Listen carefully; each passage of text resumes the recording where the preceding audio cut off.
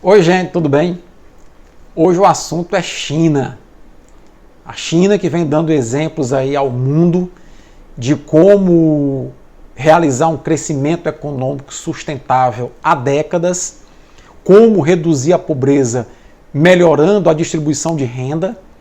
A China conseguiu de 1978 para cá, em pouco mais de 40 anos, retirar 750 milhões de chineses da miséria, da pobreza. É claro que eles têm muitos desafios pela frente ainda. Ainda existe lá na China 70 milhões de pobres. Mas a meta é até 2020, já ano que vem, 40 milhões saírem da pobreza. E a China ficar com algo em torno de 30 milhões para uma população de 1 bilhão e 300 milhões. Então a China realmente é um exemplo a ser seguido. Mas eu queria, para reforçar essa minha frase, fazer uma pequena contextualização com vocês. Não é uma aula de história, mas é um resgate histórico. Em 1937, a China, invadida pelo Japão, tinha dois grupos políticos hegemônicos. O grupo dos nacionalistas, de ideologia capitalista, liderados por Chiang Kai-shek, e o grupo dos comunistas, liderados por Mao Tse-tung. Esses dois grupos resolveram se unir para expulsar os japoneses da China. E após a Segunda Guerra Mundial, com a derrota do Japão, eles finalmente conseguiram se ver livres dos japoneses.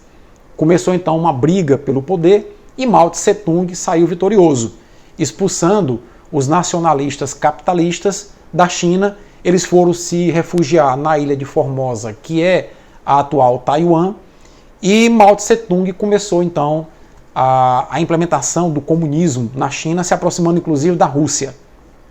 Essa aproximação com a Rússia levou algo em torno de 10, 12 anos, o suficiente para a China desenvolver uma indústria bélica.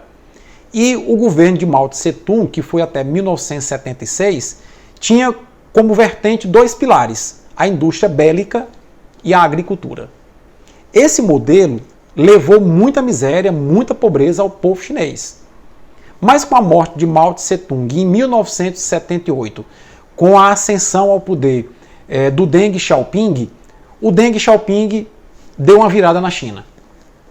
Em que sentido? Ele começou a abrir a China para a economia de mercado.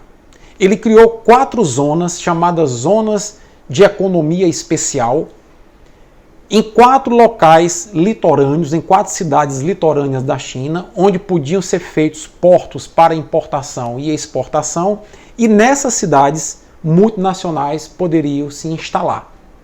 Basicamente ele tinha 2 objetivos com isso. O primeiro objetivo era gerar emprego para a população chinesa muito pobre, e o segundo objetivo era aprender novas tecnologias. Os chineses são exímios aprendizes e copiam muito bem novas tecnologias, principalmente de produtos cujas patentes já foram vencidas. Pois bem, de 78 para cá, a China começou a virar, a dar uma virada econômica. Chegou a ter anos em que a China cresceu 10%, a economia chinesa. Mais do dobro, 2,5 vezes a média da economia mundial. E em 2013, com a ascensão do Xi Jinping, a China deu o salto final para o século XXI. Porque até então a China tinha um papel mais de coadjuvante na economia mundial, ficava mais nos bastidores, mas agora passou a ser protagonista. E passou inclusive a enfrentar a hegemonia capitalista americana. Bom, o que é que o Trump não se conforma? É com o fato da poupança interna da China ser bem maior do que a poupança interna americana. É com o fato da China investir até 50% do seu PIB em infraestrutura, enquanto que os Estados Unidos conseguem investir apenas 22% no máximo. E o Trump é mais inconformado com o fato de que, como a China mudou o seu modelo de matriz econômica, de um modelo agropastoril bélico para um modelo de tecnologia agregada, a balança comercial da China com os demais países com os quais ela mantém relação, inclusive com os Estados Unidos, é sempre favorável à China. Para vocês terem uma ideia, por ano, a balança comercial da China com os Estados Unidos dá um superávit de 300 bilhões de dólares para a China. E como é que o Trump quer equilibrar essa balança? De maneira artificial. Ele, o ano passado, fez um tarifaço de 25% nos produtos importados da China. Esse ano já tarifou em mais 10% a partir de 1º de setembro próximo agora. E o chinês, ontem, né, o Xi Jinping, mandou um recado para o Trump e para o mundo. Desvalorizou a moeda chinesa, barateando os produtos chineses, favorecendo a exportação chinesa, o que vai desequilibrar ainda mais as balanças comerciais do mundo com a China. E a China mostrou o seu grande potencial. É um mercado consumidor interno pujante, são 1 bilhão e 300 milhões de chineses.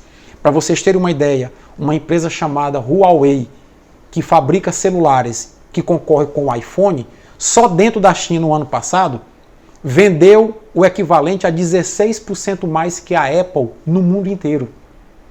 A China tem hoje o carro elétrico de melhor tecnologia do mundo. Já começou a exportar esse carro elétrico para outros países, inclusive para o Brasil vai exportar. Até 2025 é meta da China que 20% da sua frota seja movida à eletricidade. A China é líder em captação de energia eólica, em baterias. A China produz seus próprios satélites e lança os seus próprios satélites para não depender das telecomunicações ocidentais. A China conseguiu, o ano passado, a aprovação de 117 medicamentos desenvolvidos graças a pesquisas que custaram cerca de 2 bilhões de dólares ao governo chinês, mas que vai gerar patentes por 20 anos de remédios contra o câncer, Alzheimer, mal de Parkinson. E a China está, inclusive, até 2022, aumentando a importação de grãos. Qual é o indicador que isso representa? Que o consumo de alimento na China está aumentando, mas a China não está preocupada em produzir alimento. Ela prefere importar o alimento num preço menor e exportar a tecnologia a um preço maior. E isso vai dando a ela saldo positivo na balança comercial com os demais países do mundo. O Brasil faz o quê? Parece que caminha no sentido contrário. Eu já mostrei um vídeo anterior aqui a desindustrialização que o país vem sofrendo.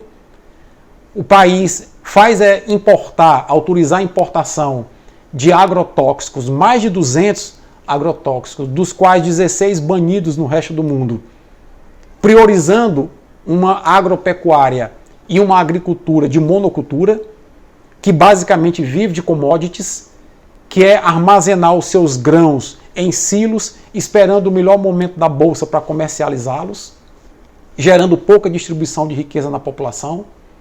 O Brasil opta por não valorizar a pesquisa científica de monitoramento do desmatamento da Amazônia. O Brasil opta por diminuir as bolsas de incentivo à pesquisa e diminuir os recursos para as universidades que poderiam alavancar a pesquisa tecnológica desse país. Então, quer dizer, nossas opções estão muito equivocadas. Né? E saiu agora recentemente uma pesquisa feita por um economista americano chamado Rakesh Kochhar, do Pew Research Center, mostrando que enquanto a classe média do Ocidente está empobrecendo, ficando exprimida entre o maior contingente de pobres e o menor contingente de milionários, a classe média asiática está aumentando o seu poder de compra. E basicamente está aumentando o seu poder de compra puxada pela classe média chinesa. Os chineses estão aumentando bastante o seu poder de compra.